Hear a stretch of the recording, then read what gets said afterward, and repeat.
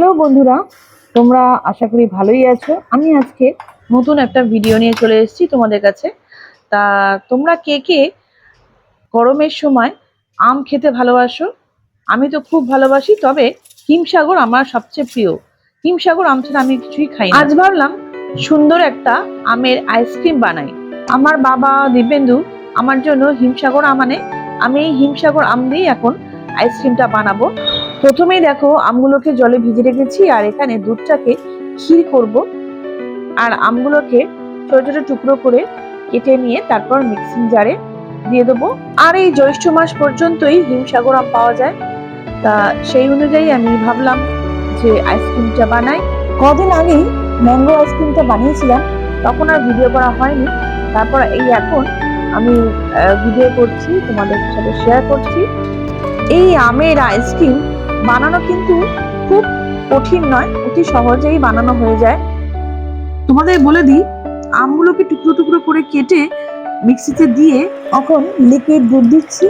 তার আগে আমি ওই দুধটাকে যে ক্ষীর করেছিলাম চিনি দিয়ে, সেটা দিয়েছি। এখন দিচ্ছি আমুলের গুঁড়ো দুধ, আর তারপর দেব আমুলের ফ্রেশ ক্রিম যেটা, সেটা। ব্যাস হয়ে গেল। আর কি চাই? বাঙালিদের গরমকাল মানেই বিভিন্ন রকমের আম খাওয়া চলতে থাকে।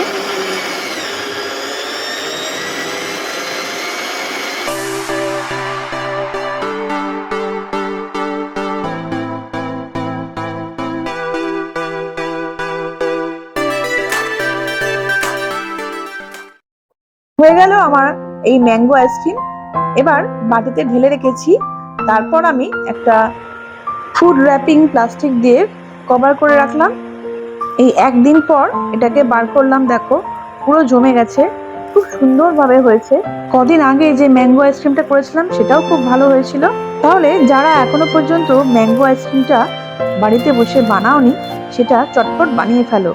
এই সুযোগ, যতদিন এই পাকা আমের মরশুমটা রয়েছে ততদিন ম্যাঙ্গো আইসক্রিমটা খুব সহজেই বানানো যাবে। যারা যারা পাকা আমের আইসক্রিম বানিয়েছো তারা আমাকে কমেন্ট বক্সে জানিও, তোমরা যে বাড়িতে বসে পাকা আমের আইসক্রিম বানিয়েছো তোমাদের কেমন লেগেছে। আর আমার ভিডিওটা তোমরা যারা যারা দেখছো তোমাদের কেমন লেগেছে তোমরা অতি অবশ্যই জানাও। আমি অপেক্ষায় রইলাম।